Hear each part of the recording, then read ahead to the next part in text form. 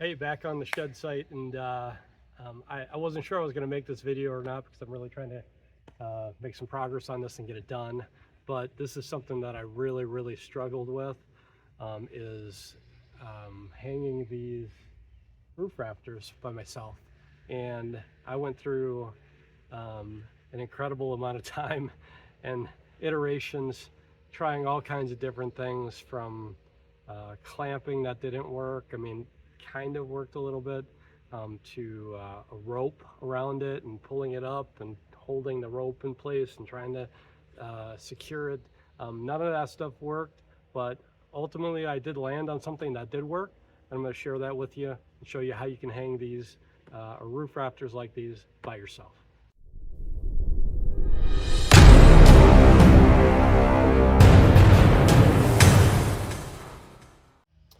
This is not a video on cutting your rafters, but I thought it would include this part anyways. I created a rafter that fit, and from that rafter I created this template that I can now use to make all my other cuts with. I use these just to make sure that it's centered up on my piece of wood, and then I make my lines in here.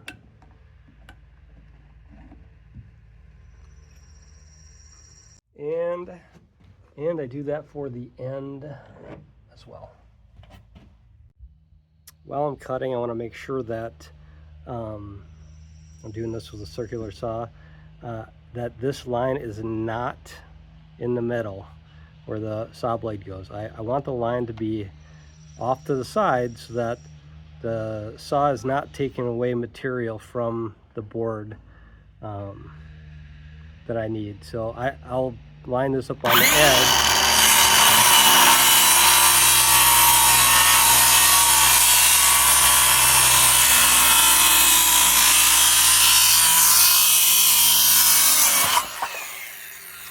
And I made a perfect cut.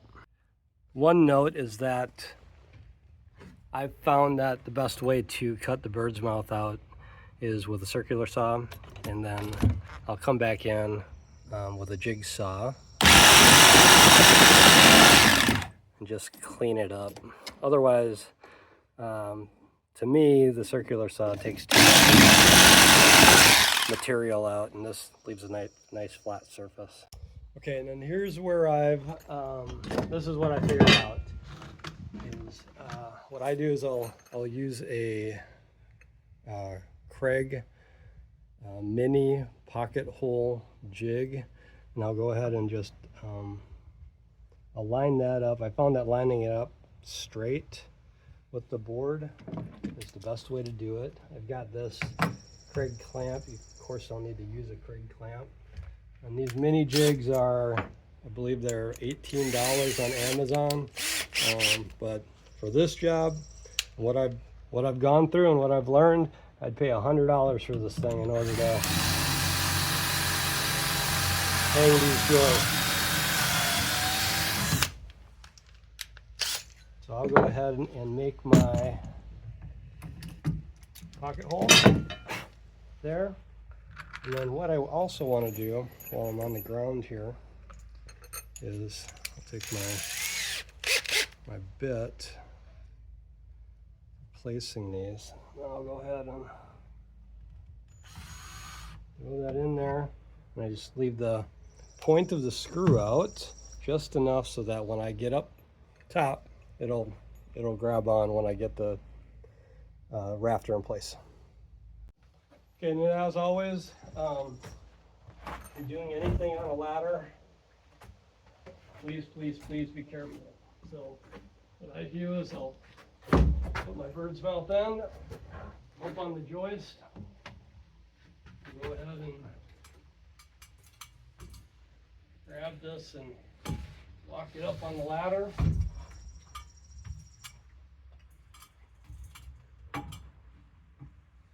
So I'm in position. Now what we'll do is, we've already got our bit in the drill, and I have no idea how this is showing up right now. So I got it kind of zoomed in because I wanted to make sure that you could see what I was doing. But, So I'll lift this rafter off. Be careful because, especially if you're using wet, well, first of all, what I like to do is I'll take and I'll make a mark 16 inches from this side, so I know that the edge of my rafter needs to line up with that mark. That way if it gets off or anything like that, I can line it up again. Like I was saying, when you slide your rafter off the edge of your building, just make sure you're hanging on to something because it can take you with it. What we're going to do now, we gotta do is pull this up here, line it up, take my screw,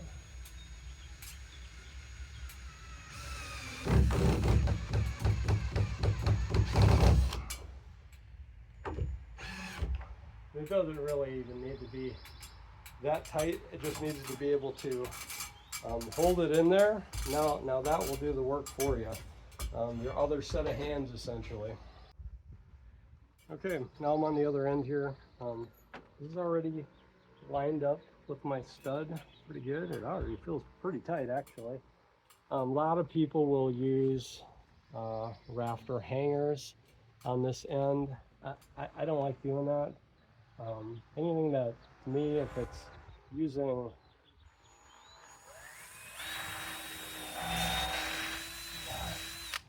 gravity to kind of hold it together, let's drill the pilot hole there.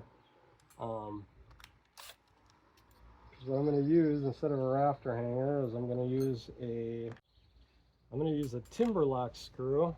This bad boy right here. This is a 10-inch timber lock screw, and I'm going to line that up in my pilot hole that I just drilled, and I'm going to put my drill down to the lowest setting because that will give us the kind of torque that we need in order to drive this screw. I'm going to start. I'm going to really pull on this because once I get this screw going, it's going to lift up the rafter. So I'm going to really pull on it.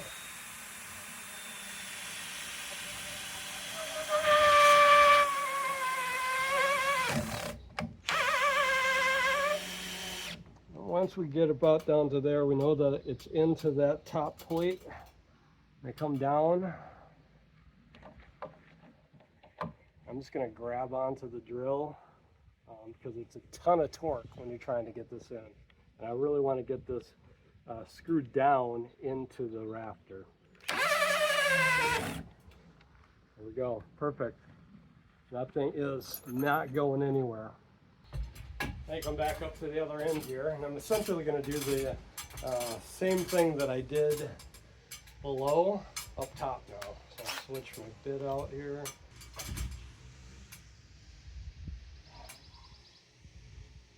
Line up where I want this screw to go.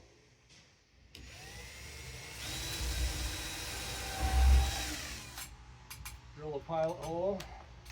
Makes it a ton easier. Well, this time I'm not going to use a 10-inch screw. That would be kind of silly. Really go right through. So it's 3.5-inch timber lock screw. And I'm actually just going to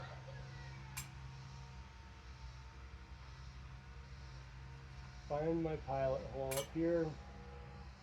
Get it kind of started, just get it in there. And then we want to switch to our low gear again.